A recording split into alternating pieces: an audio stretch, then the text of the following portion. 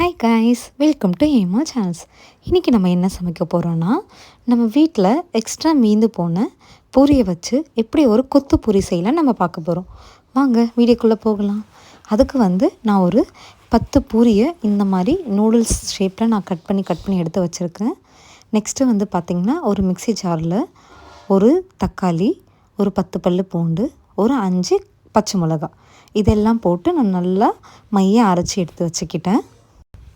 Next பார்த்திங்கன்னா, ஒரு கடாய் கொஞ்சம் சூடானதும் அதில் எண்ணெய், கடுகு நல்லா பொரிஞ்சதும் கொஞ்சம் கருவேப்பிலை, அதுக்கப்புறம் நம்ம கட் பண்ணி வச்சுருக்கிற வெங்காயம் இதெல்லாம் போட்டு நல்லா பொன்னிறமாக வர அளவுக்கு நம்ம நல்லா வறுத்துக்கணும். நெக்ஸ்ட்டு தேவையான அளவு உப்பு நம்ம ஆட் பண்ணணும். 1/4 டேபிள் ஸ்பூன் அளவுக்கு இஞ்சி பூண்டு விழுது. நெக்ஸ்ட்டு நம்ம அரைச்சி வச்சுருக்கிற அந்த பேஸ்ட்டையும் இதில் நம்ம ஆட் பண்ணணும். இதை ஆட் பண்ணிவிட்டு நான் கொஞ்சமாக தண்ணி இதில் ஆட் பண்ணுறேன். அப்போ தான் அந்த பச்சை வாசனை நல்லா போகும். நெக்ஸ்ட்டு பார்த்திங்கன்னா, இது கொஞ்சம் நல்லா கொதித்ததுக்கப்புறமா 1 table spoon garam masala and 1 table spoon மிளகாய்த்தூள், அப்புறம் இதை நல்லா போட்டு நல்லா மிக்ஸ் பண்ணிக்கலாம். இப்போ இதை நல்லா நான் ஒரு 5 மினிட்ஸ் நல்லா கொதிக்க வச்சுட்டேன்.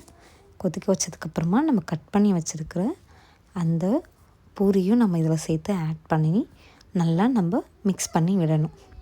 இதை பார்த்திங்கன்னா, இது ஒரு 3 மினிட்ஸ் நம்ம நல்லா எல்லாத்தையும் நல்லா மிக்ஸ் பண்ணி நம்ம அப்படியே விட்டுறலாம். இப்போ 3 மினிட்ஸ் ஆகிடுச்சு. இப்போ நம்ம என்ன பண்ணலாம், ஒரு 2 எக்கை இதுக்கு நடுவில் கொஞ்சம் ஸ்பேஸ் விட்டுட்டு நம்ம அதில் உடைச்சி ஊற்றலாம். ஓகேங்களா? இதை ஒரு 2 மினிட்ஸ்க்கு அப்புறம் நல்லா நம்ம மிக்ஸ் பண்ணி விட்டுட்டு எல்லா பூரியோடு நம்ம நல்லா சேர்த்து இன்னொரு தடவை மிக்ஸ் பண்ணணும். அதை மிக்ஸ் பண்ணிவிட்டு ஒரு 1 மினிட் நம்ம அந்த மாதிரி நம்ம விட்டோம்னா நம்மளுக்கு தேவையான சுவையான கொத்து பூரி ரெடி ஆயிடுச்சு. இதுக்கு மேலே அப்படி நம்ம கட் பண்ணி வச்சுருக்கிற இந்த கொத்தமல்லியும் நம்ம அதுக்கு மேலே மிளகாய் தூவி விட்டோம்னா டேஸ்டான கொத்து பூரி நம்மளுக்கு ரெடி. நீங்களும் வீட்டில் ட்ரை பண்ணி பார்த்துட்டு எப்படி இருக்குன்னு சொல்லுங்கள். அப்படியே நம்ம சேனலை மறக்காமல் சப்ஸ்கிரைப் பண்ணுங்கள், லைக் பண்ணுங்கள், ஷேர் பண்ணுங்கள்.